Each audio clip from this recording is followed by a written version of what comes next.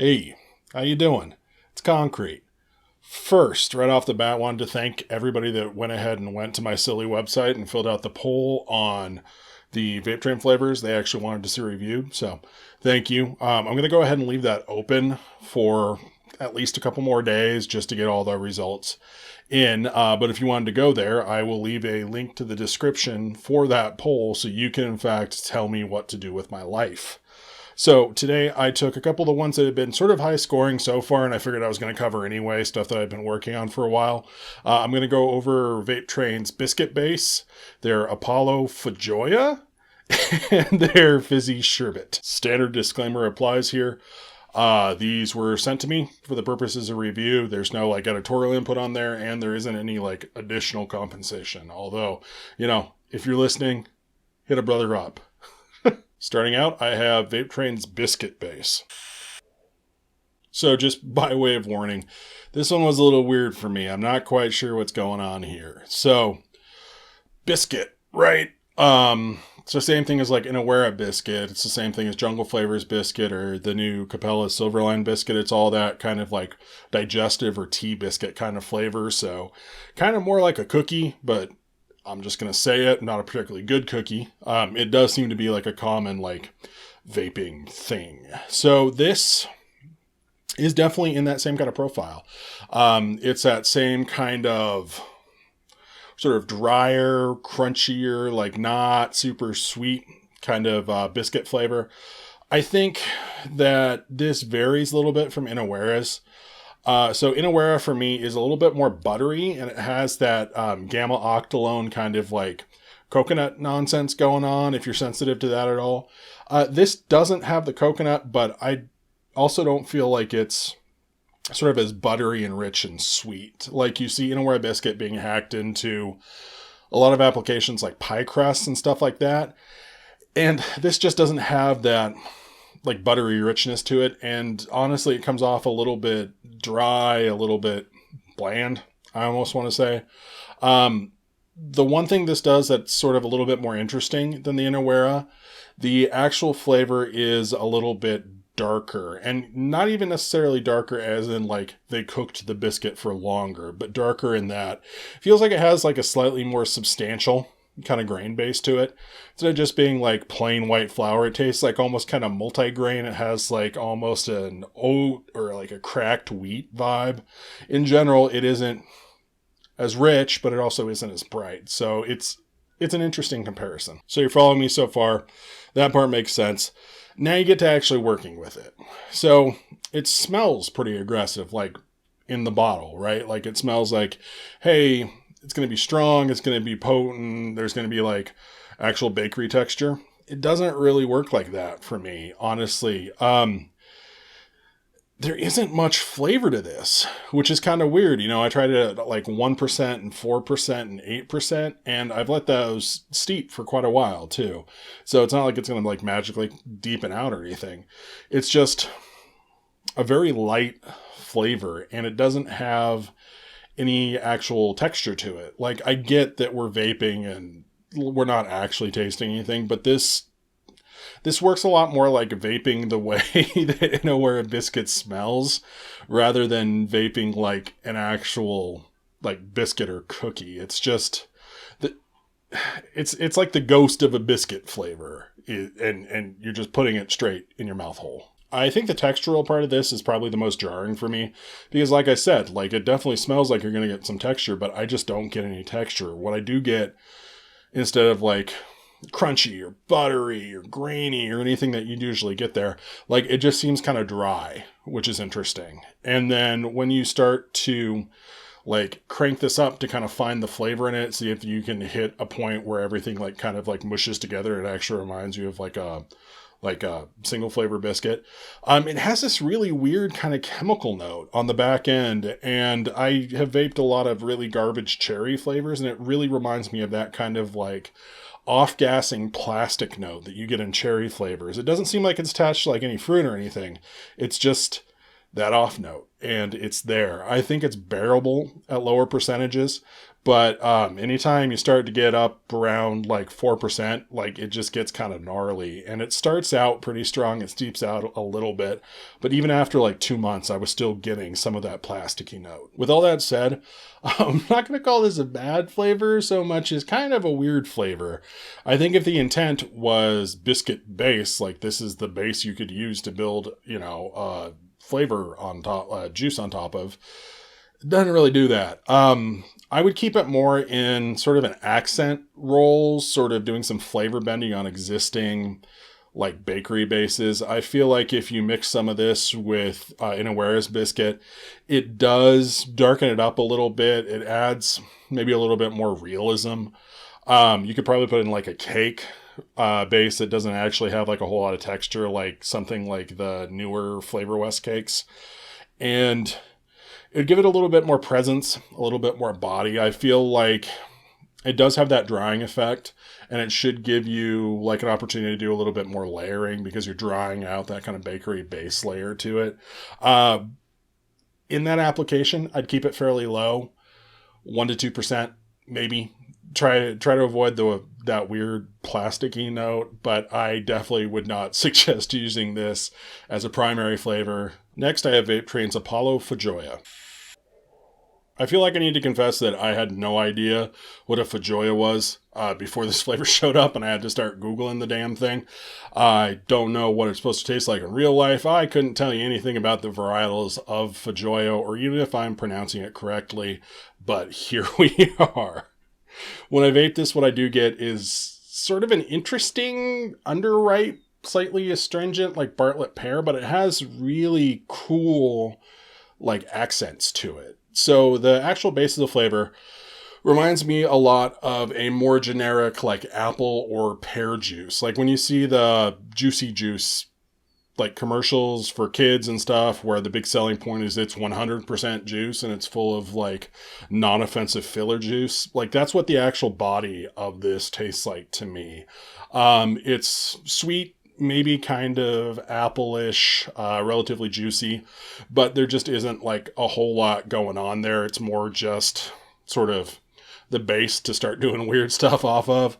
Vape Train described this like a Feijoa as some sort of mix of pineapple and guava and strawberries and mint and all that. I don't really get that. I don't know. Like, I know one of the common names is pineapple guava, and honestly, that isn't really the direction my brain went in with it.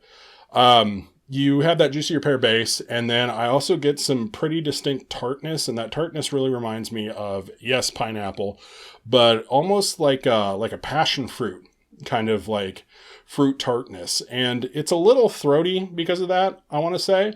But in general, it works really well with sort of that more neutral base. I also feel like there is some sort of mysterious berry flavor that I'm not sure that I get, that kind of comes and goes every once in a while, depending on how like actually saturated my wicks are. But it almost feels like there's a little bit of like blueberry somewhere in there too. It isn't enough to like really drastically change the flavor because you've already got a whole bunch of fruity stuff going on. It's not like it pulls anything out of profile. But yeah, it's weird. It's kind of a mystery. There's also a pretty pronounced, as I was saying, like astringency to this. And usually when you hear like astringency in vaping, you assume it's like kind of a chemical flavor. But this is a strangely realistic, like astringent fruit note. And with that sort of generic apple, pear kind of juicy base, it really comes across like a super underripe, like Bartlett pear, like the actual green kind of pear, like that specific kind of astringency. I get some of that from like unreleased pear too, or at least I did before they reformulated it. Like they do everything and ruin things, but it's really cool actually. And I think overall, I think it makes the flavor a little bit more engaging because you do have like that deep, juicy base, all these like really fun, tart tropical accents, and then that like sort of astringent finish to it. It just makes it maybe a little bit harder to vape. This does get a little bit throaty for me. I think it's a combination of that tartness and that astringency, but it's really interesting. I think this is one of those things that you could use basically like TPA's quince. Like TPA quince, not really a fantastic flavor on its own. It gets weird when you crank it up, but you can add it to like apples and like pears and stuff like that to like add like a little bit of like realistic fruit tartness here. And I think this would sort of work in the same way, but you've also got like those really fun like tropical accents. Pairing it up against fruits, there's so much going on here already that I don't think you're going to find too many fruits that you couldn't really find a home for this. I mean, it would go, like I said, with apples and pears, probably kiwis, pineapple, mango, all that sort of stuff. I feel like if you want like a more realistic fruit mix, I feel like just having this flavor in there would kind of drag the entire fruit mix towards realism. Because of that astringency, though, I feel like it's going to be a little bit harder to work in, like in creams or bakeries or anything like that, because you're going to have to do a lot of balancing to make sure that astringency doesn't like dry out and make your bakeries weird or destroy your cream bases or anything. Percentage-wise, you're probably looking at about 2% for an accent. I think that's about as high as you can take it before it really starts to like make its presence known in a mix and really sort of hammer that astringency. Taking it as like a primary flavor, 4% was about as high as I could take it before that astringency became like its own thing I had to deal with. So I'd keep it relatively on the low side, and it's probably going to work a little bit better as an accent than a primary note. But again, no clue if this tastes anything like a Feijoa. And last for today, I have Vape Train's Fizzy Sherbet. If I had to boil the profile down this one really simply, I'd call it 7-Up and Pixie Sticks. So sherbet in places that aren't the United States, I guess, isn't like a vaguely creamy, disappointing ice cream variant. It's like an actual like powdered candy mix or like the powdered candy inside a hard candy or something, but it's definitely more in the candy direction. Vape Train's website has a picture that looks a lot like a pile of pixie sticks. So maybe there's some influence there. But yeah, when I do taste it, I do taste that sort of very distinct 7-Up-ish mix of lemon lime. It tastes a whole lot like Capella's lemon lime. It's that same kind of lemon lime flavor. And then the back end is fairly powdery. It's a little bit sweeter. It tastes artificial, but not necessarily artificial in a bad way. If you're thinking about colored sugar coming out of a tube, like it seems like it's fairly appropriate to the profile. Fizzy though, like that's the big hook for this flavor. And is it fizzy? Sort of. I mean, the thing is that nothing's ever really gonna like mimic straight on carbonation in vaping, right? Like we've had to learn to set our sights a little bit lower. Like something like Flavor West Pink Champagne, it's about as fizzy as it gets, but it's hard to really call it like super carbonated. But with that said, I think this does fizzy just about as well as anything else that I've tasted. I think you get most of that fizzy effect from having like something like a sharp citrus flavor, and it makes it like seem a little bit like sparkling and like effervescent. It just sort of hits the tongue right. And I think the actual like artificial bitter notes on the back end of this really do help kind of push that tingling sensation. I do feel like using this as just a neutral fizz additive, maybe you need to stop and think for a second, because that flavor is still there, and it still very much is a candy lemon lime flavor. So it's not like running a cocktail through a carbonator if you're going to add it to like a gin and tonic. It's like adding a splash of 7-Up to your gin and tonic, which is a step in the right direction, but you sort of have to account for that actual flavor profile there. So if you were adding this to mixes, I'd probably start fairly low if you're looking for some of that carbonation effect. Cooling in general is going to help that carbonated effect pop really well. So you probably want to add like some WS-23 or something with this. But like 1%, maybe work up until you get too much of that weird like lemon lime flavor or too much of like the powdery candy sweetness, because I feel like if you do take it up too high, it can actually work opposite what you're trying to do and actually dry stuff out. If you were going for using this more like as a sherbet in like the candy sense, I feel like you can crank this up a little bit higher. 4% for me was okay. I think after 4%, it starts to taste like lemon lime Alka-Seltzer. Like that bitterness and artificiality on the back end starts to become a little bit unpleasant. So you could take this and then pair it up with like a sherbet lemon flavor or like some sort of candy base or something to get kind of a TPA or Flavor West sweet and tart effect with it, without it also being sort of gross. So I guess in conclusion, if you're using this as a fizz additive, like, more power to you. I think it's definitely going to work. Just don't ignore the fact that it fits squarely in that lemon lime profile. And then other than that, maybe keep it a little bit low. It gets a little bit funky at higher percentages, but it's definitely fun. And I don't think it's something that we've seen a lot of. So that's awesome, Vape Train. Quick and painless, right? Just knocked down 3 of them. So if you did want to go and vote in that poll, if you haven't already, that would be amazing. I really do appreciate the people who have already went ahead and voted for the flavors they want to see. But that link will be down at the top of the description. You can also go to my super amazing professional website, tasteofconcrete.com, and just look for the post. So, hey, thank you very much for watching.